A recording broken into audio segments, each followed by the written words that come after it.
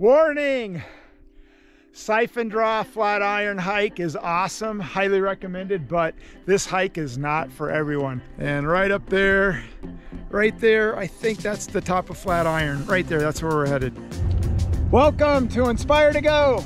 Making memories, one adventure at a time. And this adventure takes us to the Superstition Mountains and the Lost Dutchman State Park. And we are gonna do the hike up to Flatiron via the Siphon Draw Trail. Flatiron hike via Siphon Draw Trail is a 6-mile round-trip hike with an elevation gain of 2,600 feet. Siphon Draw Trail begins in Lost Dutchman State Park, which is at Apache Junction in the Sonoran Desert. Flatiron gets its name because it resembles an upside-down, old-fashioned iron. The first mile and a half of the trail is somewhat steep and rocky with the Flatiron looming overhead. Then you get into a steep vertical climb of rocks scrambling practically straight up the narrow drainage to the top of the mountain. When you get to the top, the panoramic views are well worth this challenging climb. At about 0.2 miles from the parking lot, you're going to turn left on Siphon Draw Trail. And somewhere up there is where we're going. Inside Lost Dutchman State Park, there is RV and tent camping. So it would be a great place to come, camp out maybe the night before, or do the hike and then camp. But there's some awesome facilities within the state park.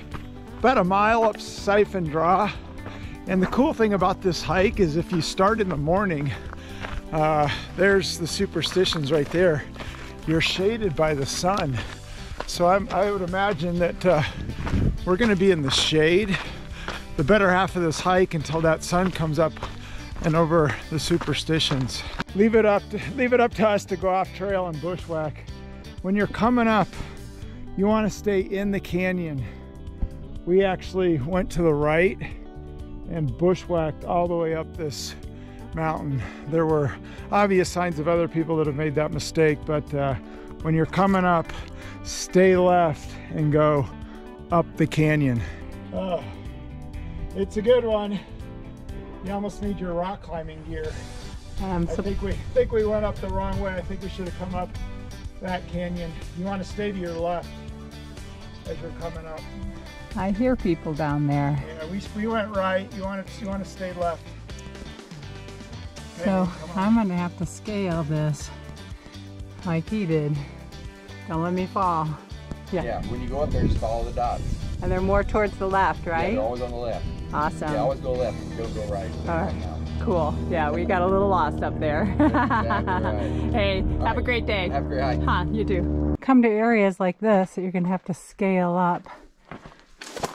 We'll watch Tyler do it, show us how it's done.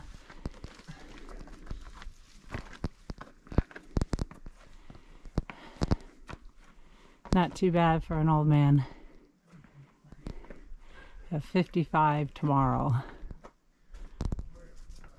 Scaling up on all fours, and I got a prickly pear in my arm. That's a choya. Oh, it's a choya. I don't know what it is, but all I know is it's a I've had choya, cactus. many a choya in my life. We made it to the top. Woohoo! And in the distance there, you got Mesa, you got Phoenix. But the trek up, even though it's a little technical, pretty steep, the last mile of this thing is straight up. And you're on all fours in certain sections, but the trek is definitely worth it. So we made it to the top. And if you can look way out there, those are the Superstitions. They just go for miles and miles. And this is the end of the Flatiron Trail. And it looks out over the edge, which is amazing views of Phoenix and Mesa and all the beautiful parts of Arizona. Simply amazing.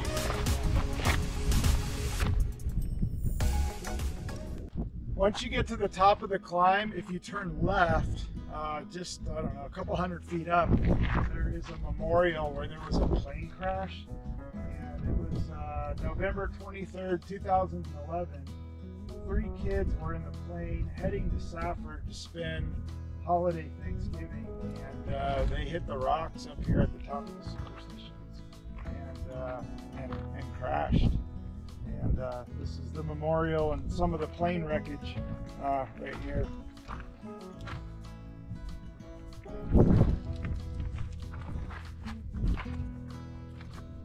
We're heading down, and I have a feeling the downhill is going to be tougher than the uphill. But there is the canyon that we're going to be going down. All right, here we go. We're going down now. I think this is the right way. So, what do you think, Tyler? Can be. So what do you think so far? So easy. Yeah. Oh, easy. No. It's been really fun though. It's been super fun. Total novice. Time, total novice trail. Yeah. Like anybody could do it. Yeah. It took us 15 minutes to get this far. So. They're joking. A little bit of sarcasm. Making our way down. The hard part coming down's over, but right up there, that's where we were, all the way up there. So I was looking out at this amazing view and took a digger. Ouch! I guess it's a not official hike unless there's blood. Oh, gee. But he saved the camera. Things to consider doing siphon draw to Flatiron to the top up there. The first thing I would consider is getting an early start. We got a first start in the morning, sun was coming up, but the benefit to that is you're in the canyon for the most of the way, so you're gonna stay out of the sun. Although an evening hike up for the sunset would be awesome. Depending on the time of the year, you're just gonna get pounded by the sun, and it can be super hot. The other thing to consider is your shoes. I saw a lot of people just wearing the wrong shoes, and so you need shoes that are gonna be light, traction, ultra running shoes, hiking shoes. I would recommend the Hoka Speed Goats. That's what we're wearing today. They were perfect. They're light, and they got great traction. So I think the Hoka Speed Goat is the perfect shoe, or maybe even the Stinson. They're a little bit heavier. So that would be my pick. The other thing to consider is it's a state park and not a federal park. We had our federal park pass to get us into all like the Grand Canyon. That did not work, so there is a fee to get into the park. The other thing to consider is there's awesome facilities in terms of tent camping, RV camping. I would do this again, maybe do a full moon hike in the evening and watch the sunset and the moon come up. That would be epic. That would be epic. That would as long as we don't get lost again. Yeah, so the other thing to consider is we made this more difficult than it needed to be. Going up, we got a little off trail. As you get past Siphon Draw, you want to stay to the left. There's blue dots, and stay to the left. We veered to the right, and we bushwhacked up the side and made it a whole lot more difficult than it needed to be. The other thing, and last thing that I'm going to leave you with, this hike is not for everybody. A lot of people just went 1.5 miles up, 1.5 miles back to Siphon Draw, total of 3 miles. But once you get 1.5 miles up, it gets super steep, super technical, and it is not for everybody. So you need to have some agility. You need to be able to have some, I would recommend being really careful, especially on the down, making sure your footing is good and you've got good handholds, because the last 1.5 miles up and the first 1.5 miles down is super steep, and we decided to leave our poles in the car. In my opinion, it's too steep for poles.